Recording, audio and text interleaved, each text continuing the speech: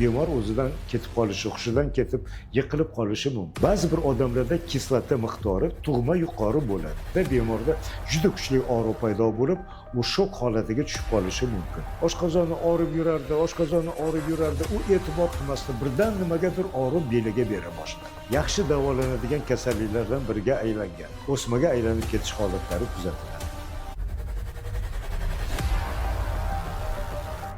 Hozirgi kunda keng tarqalgan oshqozon yara kasalliklari haqida ma'lumot bera olasizmi?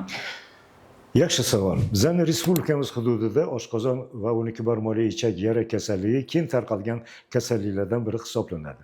Bundan tashqari aholi orasida oshqozonning boshqa kasalliklari, masalan, gastrit, qizilungach darvozasini churrasi, eroziv gastrit va boshqa asoratlar tez uchrab turishi mumkin.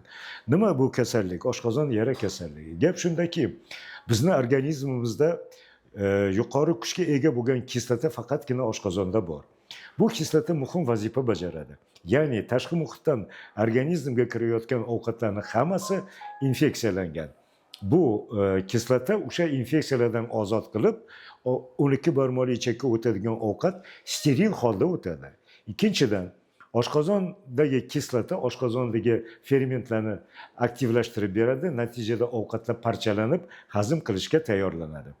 Shu bilan birga 12 ichakda oshqozon osti bezidan tushadigan fermentlar natijasida ovqat mahsuloti to'liq parchalanib, ichakda u organizmga so'rilib o'z vazifasini bajaradi. Endi shu proses ba'zi bir hollarda normadan tashqariga chiqib ketishi mumkin. Masalan, ba'zi bir odamlarda kislota miqdori tug'ma yuqori bo'ladi. Bunday odamlarga o'ziga xos kasalliklar bor. Shulardan biri bu oshqozon yara kasalligi hisoblanadi. Biz ko'pincha oshqozon va 12 ichak yara kasallik hisoblaymiz. Kelib chiqishini asosiy sababchisi asosan shu yuqori darajali kislota hisoblanadi.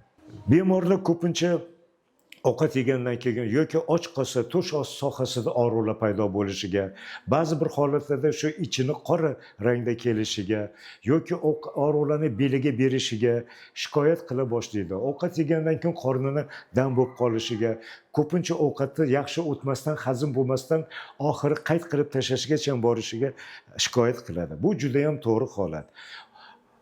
Gap shundaki, oshqozon yara kasalligi, oshqozon va 12 ichak yara kasalligining o'ziga xos asoratlari bor. Shulardan biri bu qon ketib qolishi.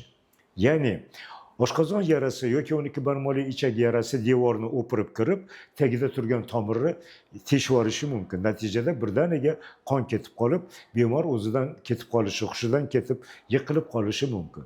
Ikkinchi asorat bu yarani teshilishi. Gap shundaki, yara bo'lgan joy devor yupqalashadi. Ko'pincha og'ir ish qilgan paytimizda, og'ir yuk ko'targan paytimizda yoki o'z-o'zidan hali yara qorin bo'shlig'iga teshilib, oshqozondagi yuqori darajali kislota bu qorin bo'shlig'iga tushadi. Natijada bemorda juda kuchli og'riq paydo bo'lib, u shok holatiga tushib qolishi mumkin.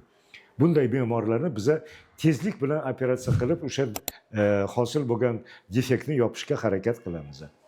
Uchinchi asoratlardan bittasi bu oshqozon osti beziga yarani o'sib kirishi. Bu holatni penetratsiya deb ataymiz.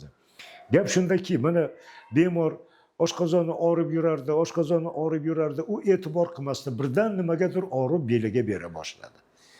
Undan tashqari bu og'riqlar kechasi bilan uni bezovta qilib uxlatmaydigan bo'lib qoldi. Bemor majbur bo'ladi vrachga borib murojaat qilishga va bunda bemorda yarani oshqozon osti beziga o'sib kirgani aniqlanadi. Yana bir ko'p uchraydigan holatlardan bittasi oshqozon yarasini uzoq va davom etgan holatlarda uni yomon yaraga, ya'ni o'smaga aylanib ketish holatlari kuzatiladi.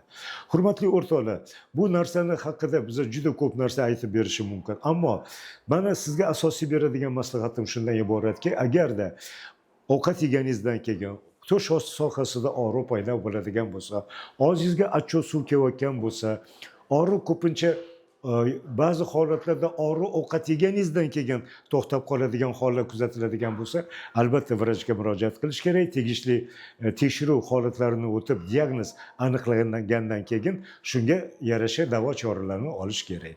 Hozirgi kunda yara kasalligi yaxshi davolanadigan kasalliklardan biriga aylangan. Avvallari o'sha kislotani pasaytiradigan dori darmonlarimiz bo'lmagan paytda bu kasallikni asosiy davolovchi yo'li faqatgina operatsiya bo'lgan. Hozirgi kunda operatsiyaga faqatgina asorat bergan yaragina boradi. Shu holatlar agar sizda kuzatilgan bo'lsa, albatta doktor vrachga murojaat qiling. E'tiboringiz uchun rahmat.